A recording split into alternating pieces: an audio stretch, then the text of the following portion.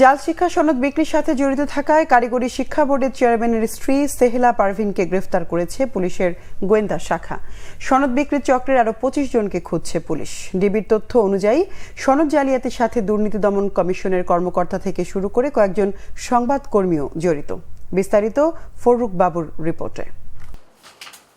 বিছানায় ছড়িয়ে ছিটিয়ে রয়েছে কারিগরি শিক্ষা বোর্ডের অসংখ্য সনদ। অবৈধ প্রক্রিয়ায় টাকার বিনিময়ে এগুলো বিক্রি হয়। তবে বৈধ সনদের মতো এর অস্তিত্ব মিলবে শিক্ষা বোর্ডের সার্ভারেও। না, এটা হার্ড কপি যথেষ্ট না। এটা চূড়ান্ত মূল্যায়নটা তখনই হয় যদি সেটার অনলাইনে সেটার প্রমাণ পাওয়া যায়। তো এইটা রেডি করার পরে এরপরে এর যে নাম এবং তার যে জিপিএ সহ তার যে তথ্যাদি, সেই তথ্যাদি অনলাইনে আপলোড করা হয়। পরবর্তীতে সে যখন এই তথ্য দিয়ে সেখানে সার্চ দেওয়া হয় তখন সেখানে তার যথাযথ সত্যতা অনলাইনে দেখতে পায়। টাকার বিনিময়ে সনদ বিক্রির হোতা খোদ কারিগরি শিক্ষা বোর্ডের সিস্টেম অ্যানালিস্ট মোহাম্মদ শামসুজ্জামান। গত ১ এপ্রিল সহযোগী সহ তাকে হাতে নাতে গ্রেফতার করে ডিবি পুলিশ। যে ছাত্রছাত্রীরা পাশ করতে পারতো না বা পরীক্ষায় কম নাম্বার পাইতো, সেই ধরনের শিক্ষার্থীদের খাতার নম্বরটি কম্পিউটার এন্ট্রি হওয়ার পরে সেখানে বাড়িয়ে দিয়ে তাকে পাশ করে দেওয়া হতো এবং তার গ্রেড বাড়িয়ে দিয়ে দেওয়া হতো। এই কাজটি করতো। কারিগরি শিক্ষা বোর্ডের গ্রেফতার কর্মচারীদের দেয়া তথ্যে সনদ জালিয়াতির চক্রের সন্ধানে নামে ডিবি পুলিশ।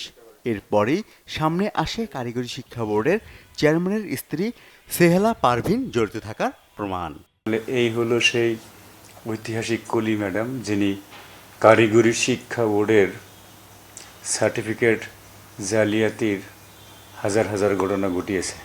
দুপুরে ডিএমপি মিডিয়া সেন্টারে সংবাদ সম্মেলনে ডিবির অতিরিক্ত কমিশনার হারুন অর রশিদ জানান, সিস্টেম অ্যানালিস্ট শামসুজ্জামানের কাছ থেকে চেয়ারম্যানের স্ত্রীর টাকা লেনদেনের প্রমাণ পেয়েছে তারা। ৩ জন 164 করেছে। চেয়ারম্যানের বউকে আমরা জিজ্ঞাসাবাদ করেছি, সেও বলেছে তার সাথে ওই যে সিস্টেম অ্যানালিস্টের যোগাযোগ ছিল এবং লেনদেন ছিল এবং সেটা স্বীকার করেছে। এই ঘটনায় কুষ্টিয়া সহ রাজধানীর বিভিন্ন স্থান থেকে আরও ৩ জনকে গ্রেফতার করা হয়। ২৫ জনকে চিহ্নিত করে তাদের গ্রেফতারে অভিযান চলছে বলেও জানায় সংস্থাটি। আমাদের দুদকের ২-১ কর্মকর্তা তার নামে একটা ফাইল খুলে তার সাথে আবার ওই সেদ্ধছড়িতে বসে একাধিক কথাবার্তা বলে সেটাও স্থগিত হয়ে যায়। আর ওই ২ জন দুদকের কর্মকর্তা রিটায়ারে চলে যায়।